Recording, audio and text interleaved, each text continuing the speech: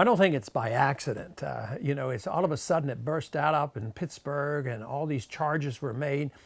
I think the number one reason why this all broke, because there's really nothing new about what's going on over in Iran. I think the reason is that the very, very powerful and the most militant neocons are very worried about Obama and other countries meeting with Iran and actually having negotiations with the government of Iran, and they want to see it stopped.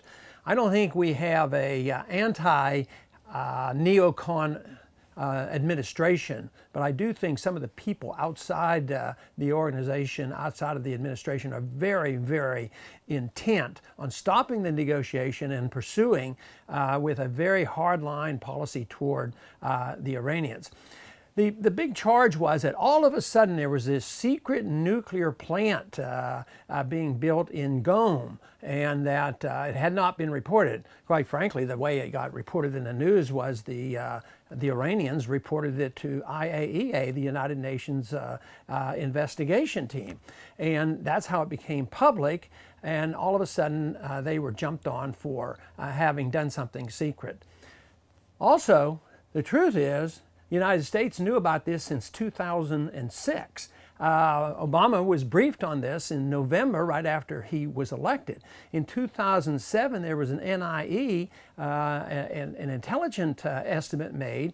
In 2007, a year after we found out that they were doing something in Qom, and it wasn't even reported. And the CIA report at that time said that there was no evidence that the Iranians had been working on a nuclear weapon since the 2003. So this is very much old news. Now, the reason the argument is going on is, what does the law say? The Iranians, unlike 3 other countries in the Middle East, they don't even pay any attention to and don't even belong to the Non-Proliferation Treaty. But the Iranians' obligation under the law is that 6 months before they go into production to do any enrichment for peaceful purposes, they have to notify the United Nations inspectors. And they did exactly that. And yet they're yelling and screaming now that they broke the law, they're on the verge of building a bomb.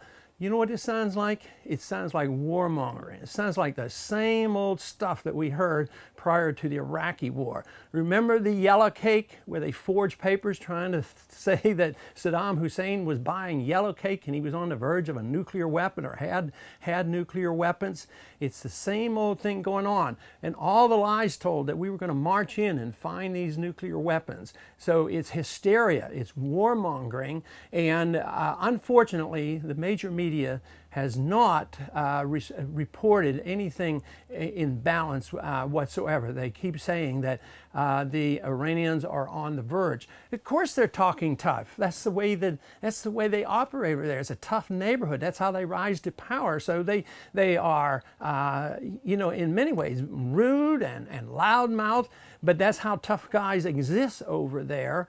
And yet our response to them has been pretty irrational as well, because I think the determination to add sanctions, right now they're continuing to clamor for sanctions on the Iranians. Don't allow one drop of gasoline to be imported into Iran. Punish the people of Iran, and that'll bring them to their knees, and they'll throw out their ayatollahs, and they'll be friends with the West.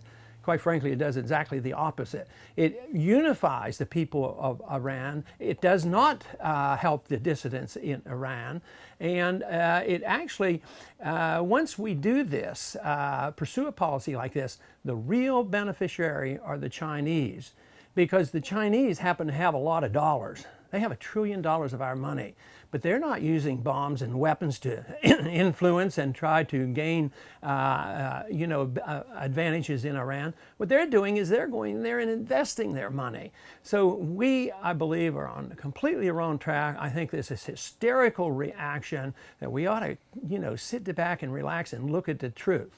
One of the reasons why this argument came up was that a few years ago, I think it was in 2003, the Iranians did sign a supplemental protocol with the West, and they were in negotiations. And the protocol said that they would even report when they start building. a nuclear facility. Not just when they were getting ready to go into production, 6 months before production, but just when they started to build it. Now they are building it, and they're said to be in violation of this. But the whole thing is that supplemental protocol was not part of the original non-proliferation treaty. They signed this willingly, and it was never ratified by their parliament. You know, it would be like us having a president sign a treaty and never ratified by the Senate. It wouldn't be the law of the land. And then the Iranian government announced precisely that they are no longer following it because the negotiations were suspended by the West. They were negotiating with the Iranians and trying to come to an agreement. And finally, they just said, no, we're not going to do it. If you're not going to negotiate with us, we're not going to follow this voluntary protocol. But the United Nations, the IAEA, has never found the Iranians at fault. They have never been sanctioned. They have never broken the law. They have lived up to their commitment. Now, the real problem politically is defending the kind of people who run Iran.